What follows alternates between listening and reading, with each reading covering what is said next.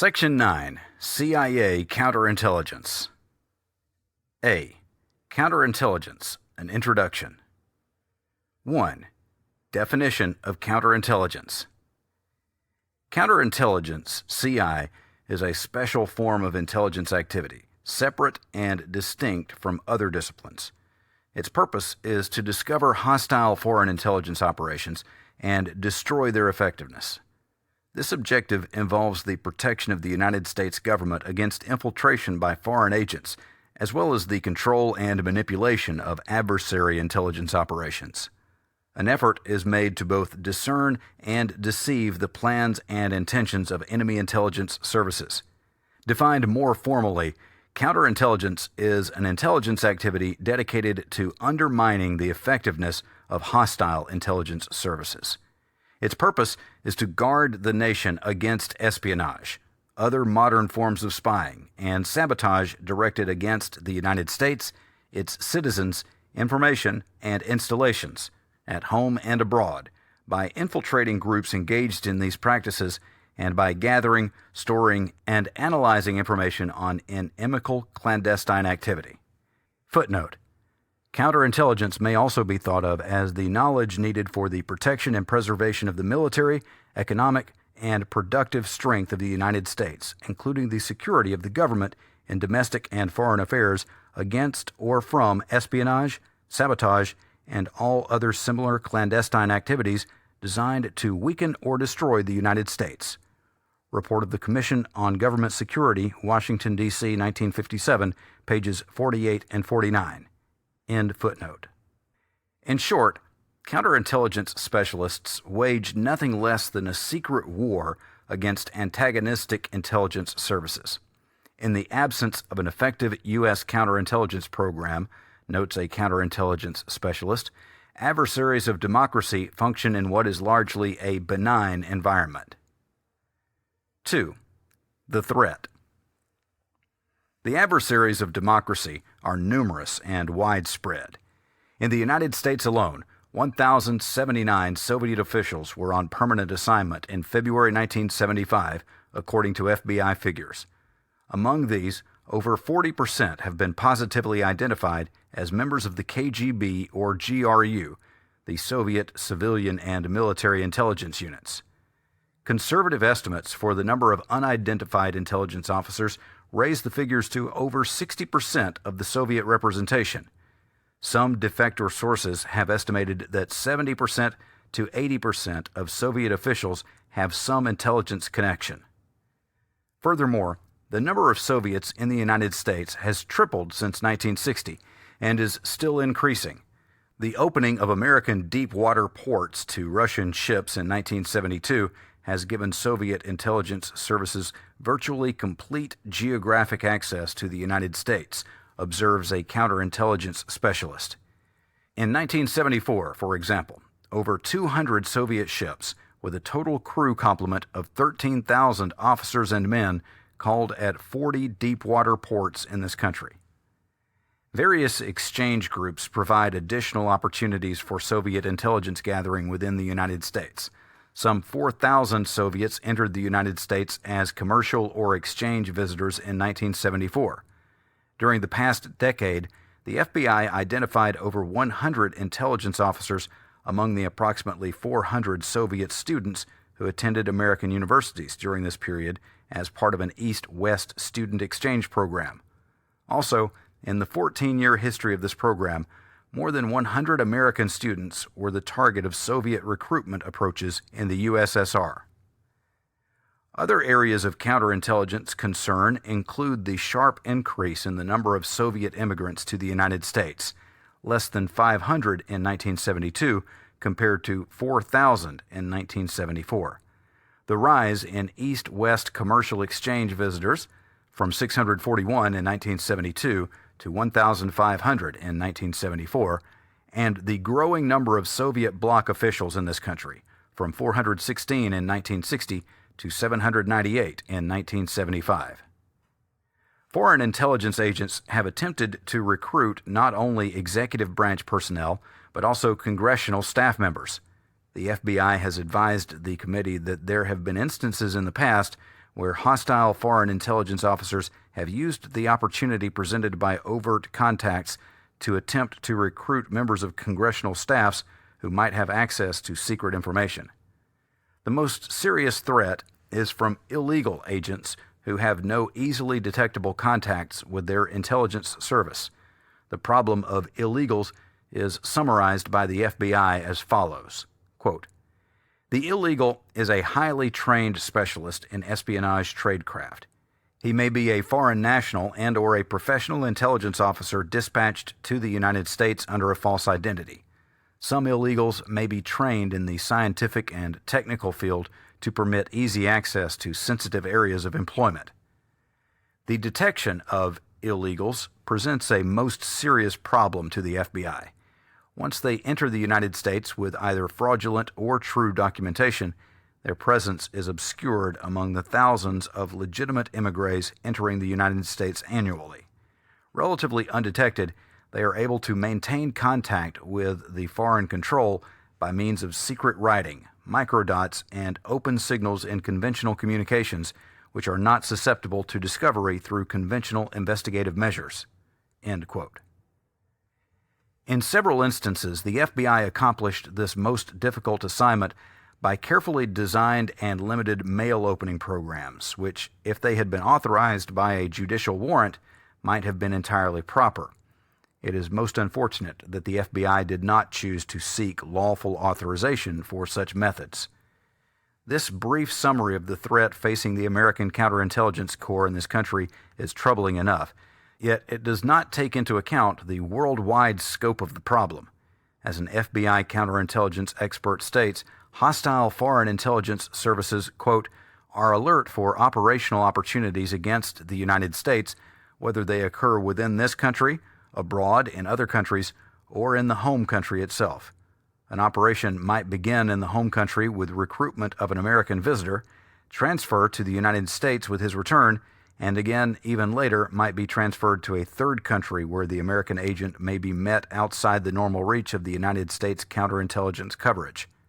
Regardless of the geographical location, the operation is still directed against the United States and can cause just as much damage from abroad as within our own borders." End quote.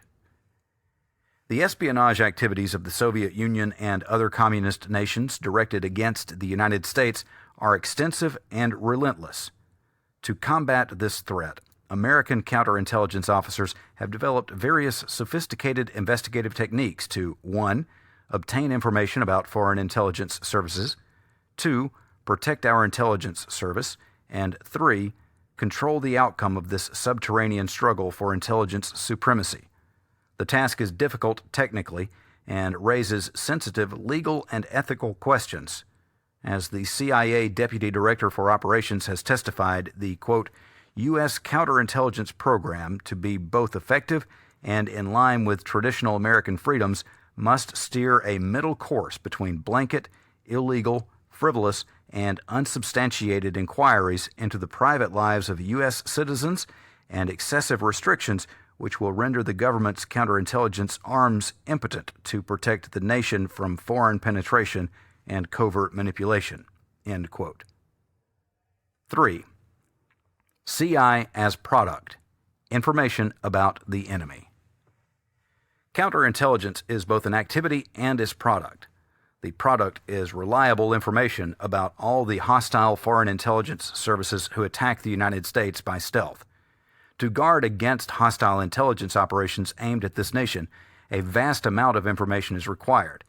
It is necessary to know the organizational structure of the enemy service, the key personnel, the methods of recruitment and training, and the specific operations. This information must be gathered within the United States and in all the foreign areas to which U.S. interests extend. Within the intelligence service, this acquisitive activity is referred to as intelligence collection. The resulting product, pertinent information on the enemy intelligence service, is often called raw intelligence data.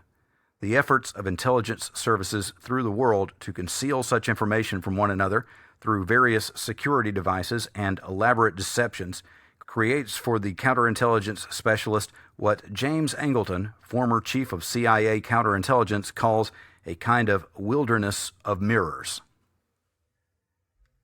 4. CI as activity, security and counterespionage. As an activity, CI consists of two matching halves, security and counterespionage. Security is the passive or defensive side of counterintelligence. It consists basically of establishing static defenses against all hostile and concealed acts, regardless of who carries them out. Counterespionage, CE, is the offensive or aggressive side of counterintelligence. It involves the identification of a specific adversary and a knowledge of the specific operation he is conducting. Counterespionage personnel must then attempt to counter these operations by infiltrating the hostile service, called penetration, and through various forms of manipulation. Ideally, the thrust of the hostile operation is turned back against the enemy. The security side of counterintelligence includes the screening and clearance of personnel and the development of programs to safeguard sensitive intelligence information, that is, the proper administration of security controls. The intelligence services try to defend three things: 1, their personnel; 2, their installations; and 3, their operations. At the Central Intelligence Agency, the Office of Security is responsible for the protection of personnel and installations, while actual operations are largely the preserve of the CI staff and the operating divisions. Among the defensive devices used for information control by intelligence agencies throughout the world are security clearances, polygraphs, locking containers, security education, document accountability, censorship, camouflage, and codes. Devices for physical security include fences, lighting, general systems, alarms, badges and passes, and watchdogs.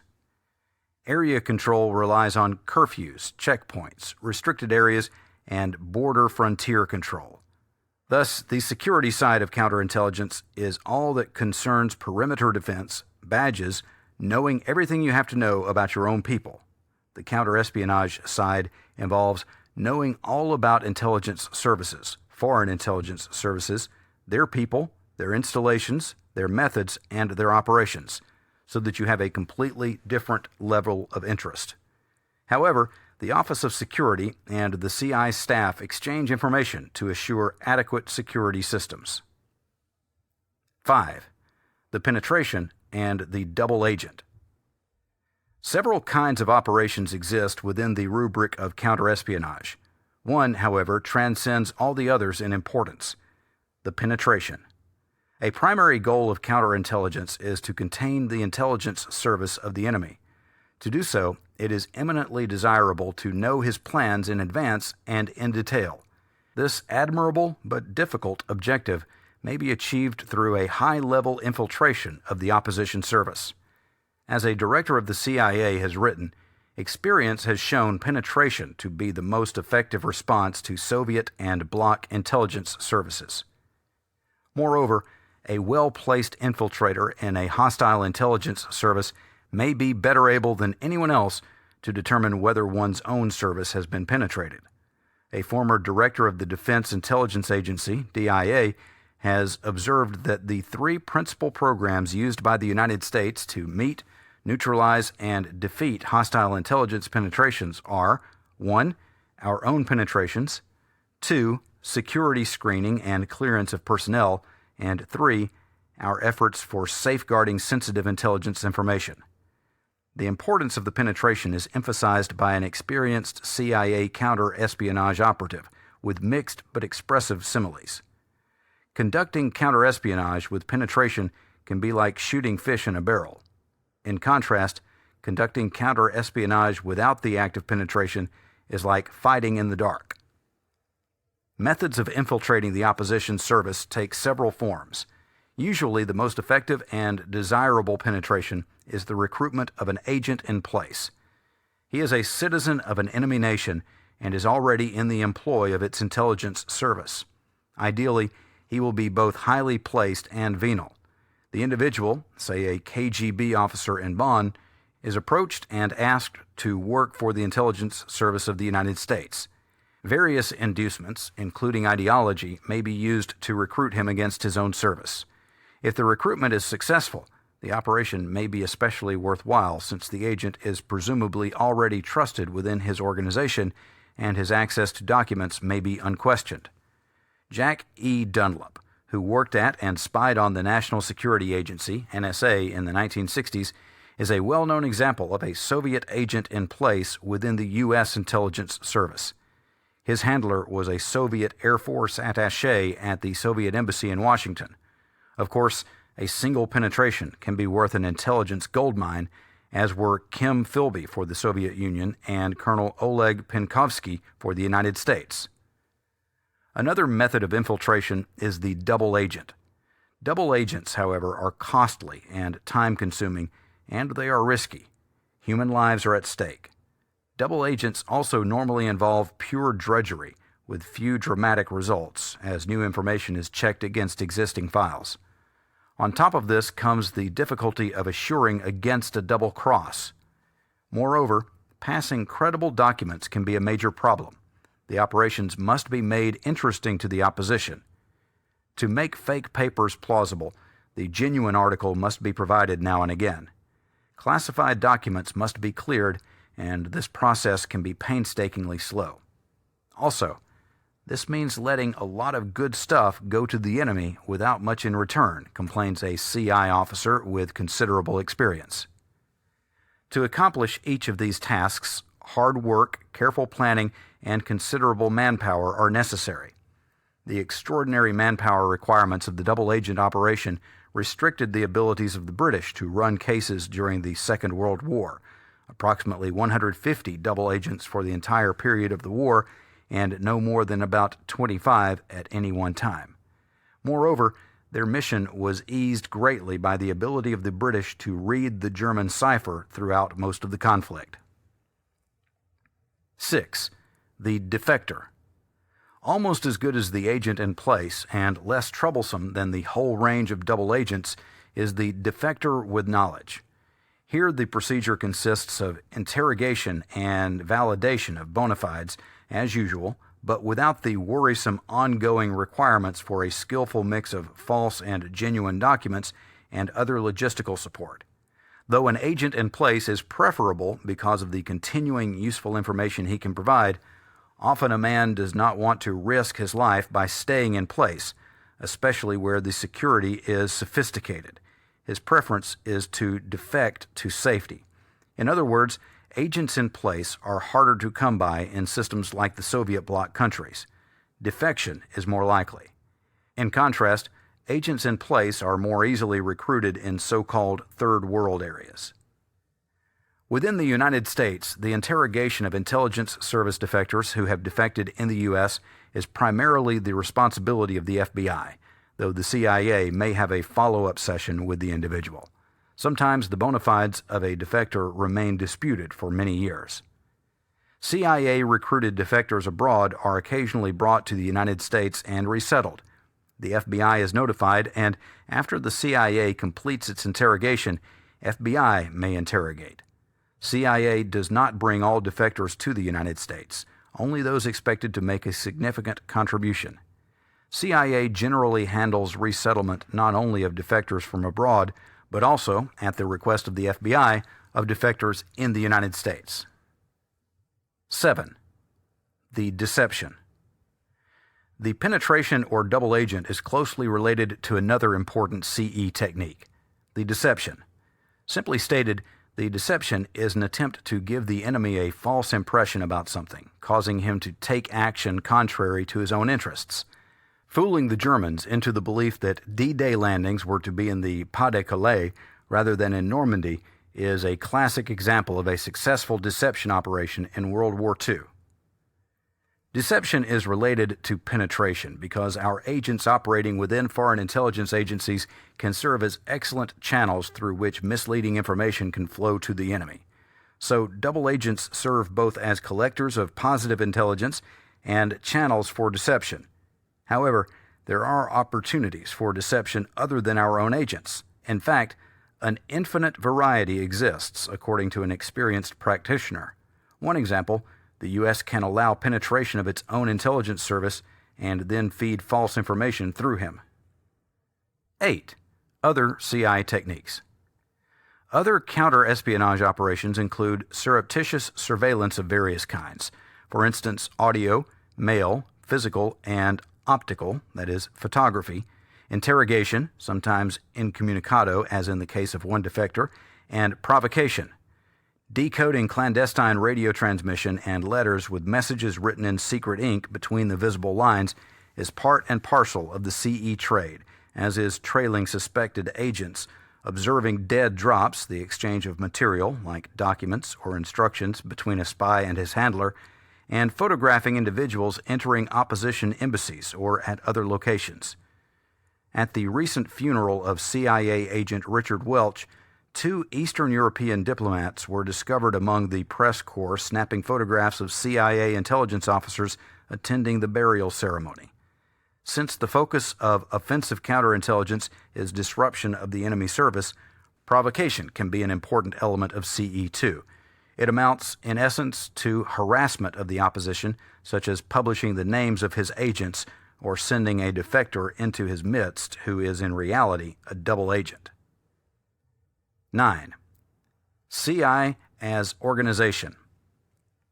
Security at CIA is the responsibility of the Office of Security, a division of the Deputy Director for Administration. Counter-espionage policy is guided by the counterintelligence staff of the Operations Directorate, Clandestine Service. Besides setting policy, the CI staff sometimes conducts its own operations, though most CI operations emanate directly from the various geographic divisions, as the CIA field personnel, through the practice of the counterintelligence discipline, attempt to guard against enemy manipulation of espionage and covert action operations. Structurally, counterintelligence services are usually composed of 2 additional sections which support security and operations. They are the research and the liaison sections.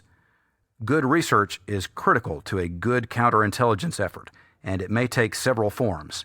It can involve the amassing of encyclopedic intelligence on individuals, including American citizens associated, wittingly or unwittingly, with hostile intelligence services.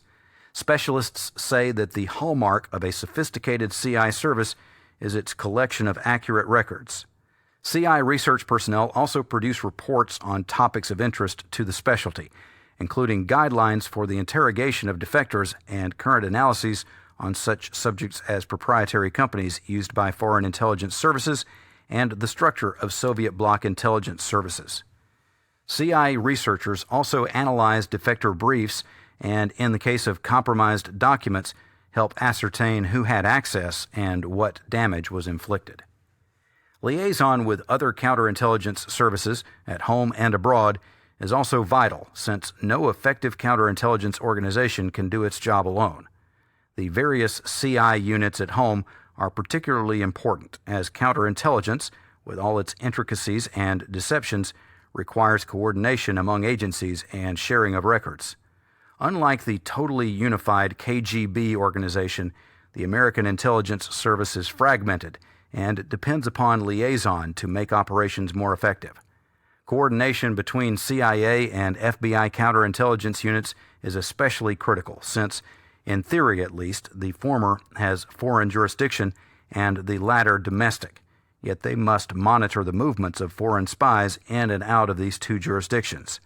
Sometimes this coordination fails dramatically. In 1970, for example, J. Edgar Hoover of the FBI terminated formal liaison with the CIA and all the other intelligence units in the government because of a disagreement with the CIA on a question of source disclosure, the Thomas Reha case. Liaison with foreign intelligence services overseas can undergo strain too. As one CI specialist has said, there are no friendly services. There are services of friendly foreign powers. Each service fears the other has been infiltrated by hostile agents and is reluctant to see national secrets go outside its own vaults. Nonetheless, cooperation does take place, since all intelligence services seek information and, with precautions, will take it where they can get it if it is useful. The CIA will work with friendly services to uncover hostile intelligence operations, including illegals, directed at the government of the friendly service. For example, a CIA-recruited defector may reveal Soviet agents in a friendly foreign government. This information is shared with the friendly government if there is proper protection of the source. Protection of the CIA source is paramount. FBI counterespionage activities within the United States are supervised by the Counterintelligence Branch of the FBI Intelligence Division. The branch is made up of 4 sections, 3 of which direct field operations conducted by the Bureau's field offices. The 4th handles liaison with other agencies and supervises the FBI's legal attachés assigned to serve in the embassies in several foreign countries. The formal structure for counterespionage coordination between the FBI and the military intelligence agencies was established in 1939 and embodied most recently in a charter for the Interdepartmental Intelligence Conference in 1964. This formal body, chaired by the FBI director and including the heads of the military intelligence agencies, has not played a significant decision-making role in recent years. As late as 1974, some FBI officials took the position that the Bureau's counter-espionage activities were not under the authority of the Attorney General, since the FBI was accountable in this area directly to the United States Intelligence Board and the National Security Council. A Justice Department committee chaired by Assistant Attorney General Henry Peterson sharply rejected this view and declared, quote, "There can be no doubt that in the area of foreign counterintelligence, as in all its other functions, the FBI is subject to the power and authority of the Attorney General." End quote. Footnote: Report of the Peterson Committee on COINTELPRO, pages 34 and 35. The committee was especially concerned that the ad hoc equivalent of the U.S. Intelligence Board had approved the discredited Houston Plan in 1970. However, the committee complied with the FBI's request that it exclude from its review of domestic COINTELPRO activities the Bureau's extremely sensitive foreign intelligence collection techniques. Memorandum from FBI Director Kelly to Acting Attorney General Robert Bork, December 11, 1973. End footnote.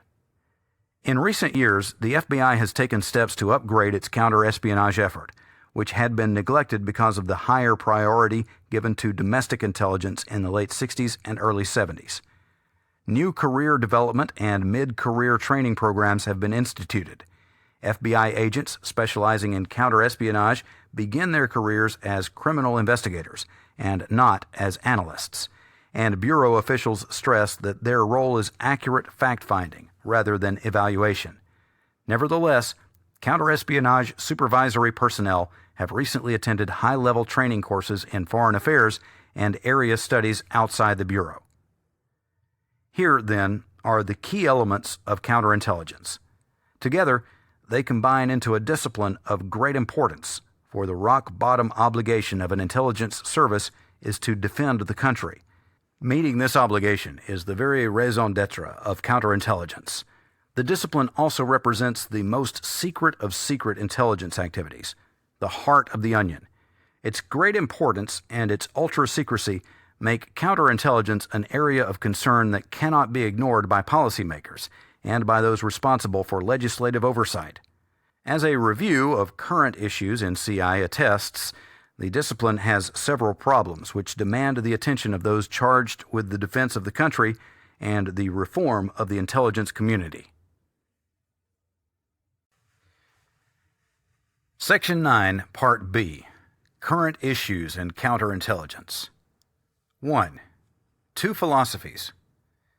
December 1974 marked the end of an era in CIA counterintelligence. James Angleton, the chief of counterintelligence at the Central Intelligence Agency since 1954, retired over differences of opinion with Director William Colby on the proper approach to the practice of counterintelligence. The new regime proved to be considerably different in its approach to counterintelligence, emphasizing a diffusion of CI responsibilities throughout the Operations Directorate. Presumably, this has led to an increased flow of counterintelligence information within the agency, but at the same time has raised questions concerning compartmentation and security. The new chief of CIA Counterintelligence has instituted a series of specific changes which have been studied closely by the Select Committee. The findings are of an extremely sensitive character and have been reported to the Senate and to the President in a classified form. It should be noted here that CIA counterintelligence is now emphasizing different factors than heretofore, which reflects a somewhat different philosophy than that espoused by Angleton. These differences in viewpoint raise several important questions concerning how best to protect the United States, including the proper degree of compartmentation of CIA information, methods of operation, approaches to security, research priorities, extent of liaison cooperation, and emphasis on deception activities, among other things. A high-level executive branch review of the classified issues which have surfaced in this disagreement is of considerable importance. Included in this review should be an examination of the approval process for certain counterespionage operations. 2. Interagency relations. Equally as troubling as these issues is the problem of CIA-CI relations with other counterintelligence units in the government. Particularly vexing have been the on-again, off-again liaison ties between the agency and the FBI. This history has been marked by turbulence, though a strong undercurrent of cooperation has usually existed at the staff level since 1952, when the Bureau began sending a liaison man to the CIA on a regular basis. The sources of friction between the CIA and the FBI in the early days revolved around such matters as the frequent unwillingness of the Bureau to assist the CIA within the United States or to help recruit foreign officials in this country. Pressure from the CIA on the Bureau to increase microphone coverage of foreign targets within the United States was also a red flag to Hoover.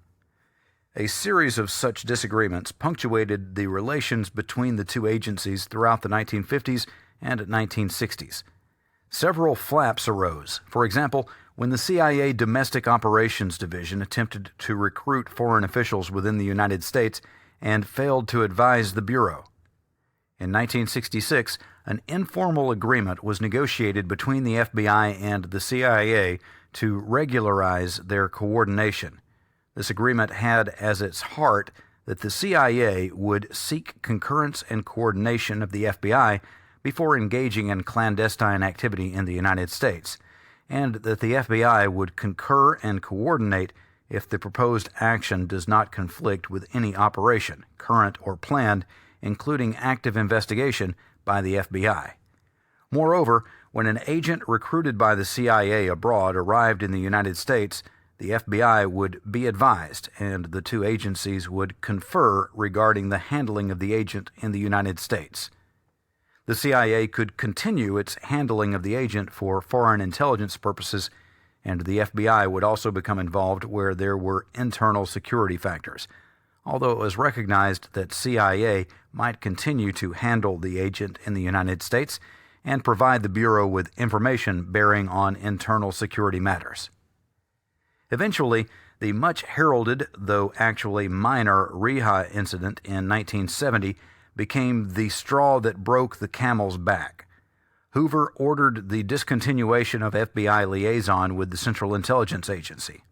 Though informal means of communication continued between CIA and FBI staff personnel, Hoover's decision was a setback to the coordination of counterintelligence activities in the government. Not until Hoover was gone from the Bureau did formal liaison relations begin to improve.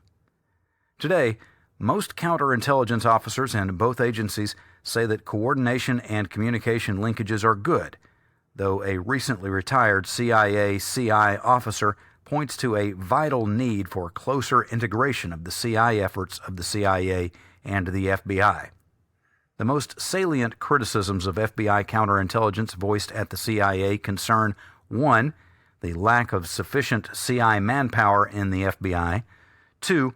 Occasional disputes over the bona fides of defectors, and 3. Differences of opinion on the possibility of hostile penetrations within the government. Each of these matters also requires immediate review by the executive branch. In particular, the occasional interagency disputes over defector bona fides and differences of opinion on suspected hostile penetrations cry out for a higher level of authority in the executive branch to settle these sometimes divisive disagreements. 3. The scope and basis of FBI counterintelligence. In the imperfect contemporary world, where other nations have interests which conflict with those of the United States, foreign-directed clandestine intelligence activities in this country must be of constant concern to the American people. One of the original reasons for the FBI's domestic intelligence mission was that the United States needed in the late 1930s a coordinated program for investigating persons engaged in espionage, counter-espionage, or sabotage. By mid-1939, the FBI and military intelligence had gathered a reservoir of information concerning foreign agencies operating in the United States, with efficient channels for the exchange of information. There is no question that during this pre-war period, foreign espionage constituted a serious threat to the security of the United States, and thus supported the basic decision to conduct investigations of activities which were not within the specific provisions of prevailing statutes, but which involved potential espionage, counterespionage, or sabotage. Footnote: Directive of President Roosevelt, June 26, 1939. While the FBI's responsibilities were also described at times as extending to subversion, and the lack of outside guidance allowed for overly broad FBI investigations, the problem of spying was always paramount. See the orders of President Roosevelt and Attorney General Biddle regarding warrantless wiretapping, discussed in Report on Warrantless FBI Electronic Surveillance. End footnote. One of the major difficulties in any attempt to base investigations of foreign espionage on the criminal statutes has been, from the outset, the restricted and sometimes contradictory scope of the laws. A recent legal analysis has observed that the legislation is in many ways incomprehensible. Most notably, the espionage statutes do not make it a crime simply to engage in the knowing and unauthorized transfer of classified information to foreign agents. Moreover, the statutes do not extend to a range of privately held information, especially on scientific and technical matters which would be valuable to a foreign power. Hostile foreign intelligence activities include more than just looking for classified information or espionage recruits. Information of a highly technical and strategic nature, though unclassified, which is normally restricted or unavailable in other societies, is openly procurable in the United States through academic institutions, trade associations, and government offices. Intelligence officers may seek out persons who have defected to the United States to induce them to re-defect back to their home country. Foreign intelligence targets in this country may include information possessed by third nations and their representatives in the United States. Moreover, the type of activity which is most easy to detect and which may indicate possible espionage does not always satisfy the normal standard of reasonable suspicion. As a study prepared by the Fund for the Republic stated 20 years ago, quote, "The problems of crime detection in combating espionage are not ordinary ones. Espionage is a crime which succeeds only by secrecy. Moreover, spies work not for themselves or privately organized crime syndicates, but as agents of national states. Their activities are therefore likely to be carefully planned, highly organized, and carried on by techniques skillfully designed to prevent detection." End quote. Consequently, espionage investigations must be initiated on the basis of fragments of information, especially where there may be only an indication of a suspicious contact with a foreign agent and limited data as to the specific purposes of the contact. In addition, prosecution is frequently not the objective of an espionage investigation. For one thing, the government may desire to avoid exposing its own counter-espionage practices and information. In addition, the purpose of the investigation may be to find out what a known foreign agent is looking for, both as an indication of the espionage interest of the foreign country and as a means of ensuring that the agent is not on the track of vital information. Since foreign agents are replaceable, it may be a better defense not to expel them from the country or otherwise halt their activities, but rather to maintain a constant watch on their operations. This also means investigating in a more limited fashion many of the Americans with whom the foreign agent associates, in order to determine what the agent may be interested in learning from them. In the 1930s and 1940s, another argument for going beyond the criminal statutes was that there were significant ideological and nationality factors which motivated persons to engage in espionage. As Attorney General Jackson put it in 1940, individuals were a likely source of law violation because they were sympathetic with the systems or designs of foreign dictators.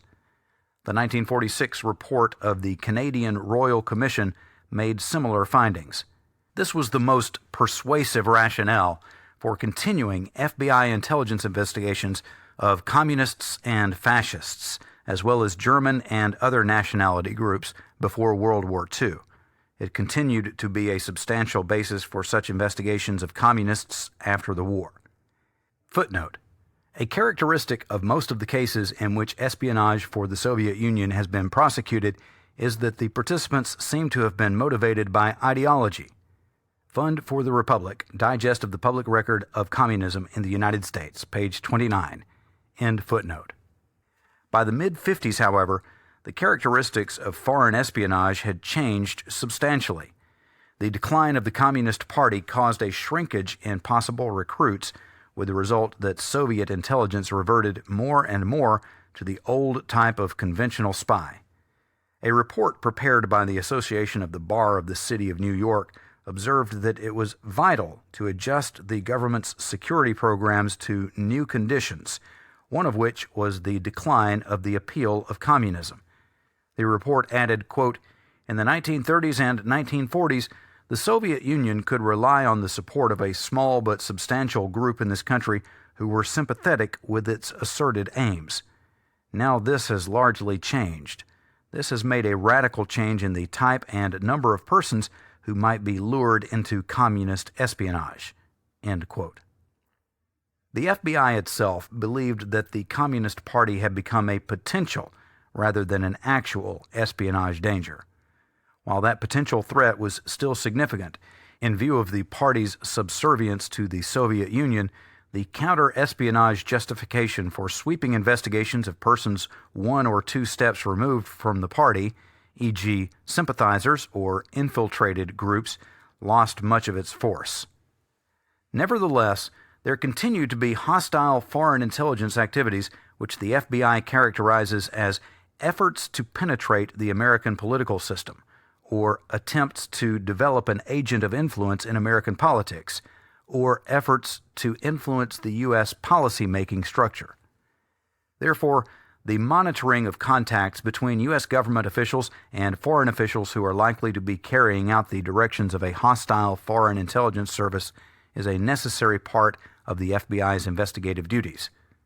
The subject of investigation is the foreign official, and any inquiry directed towards the American official can be limited to determining the nature of the foreign official's interests. Frequently, it is desirable that the American official be informed by the Bureau, especially when the contact is overt rather than furtive or clandestine. The same is also true with respect to overt contacts with American private citizens. There are two areas of special difficulty in prescribing the FBI's proper responsibility. The first involves contacts between members of Congress or high-level executive officials and equally high-level foreign officials. There have been instances where the FBI has had reason to believe that such contacts might involve the unauthorized disclosure of confidential information to a foreign government. Except in such rare circumstances, however, contacts of this nature need not be the subject of FBI investigation or dissemination. The second difficulty involves the concept foreign subversion, used most recently in President Ford's executive order defining the counterintelligence duties of the U.S. intelligence community, including the FBI. As noted above, the Bureau characterizes certain hostile foreign intelligence activities as attempts to develop agents of influence in American politics. The FBI considered one of Dr. Martin Luther King's advisors to be such an agent of influence. In this case, As with the massive investigations to uncover possible foreign influence on domestic protest activities, the concern for foreign subversion was distorted so far beyond reasonable definition that the term subversion should be abandoned completely. Even with the qualifier foreign, the concept is so elastic as to be susceptible to future misuse. Nevertheless, there remains a compelling need to investigate all the activities of hostile foreign intelligence services, including their efforts to recruit agents of influence. This can be accomplished by continuing investigation of the foreign agents themselves.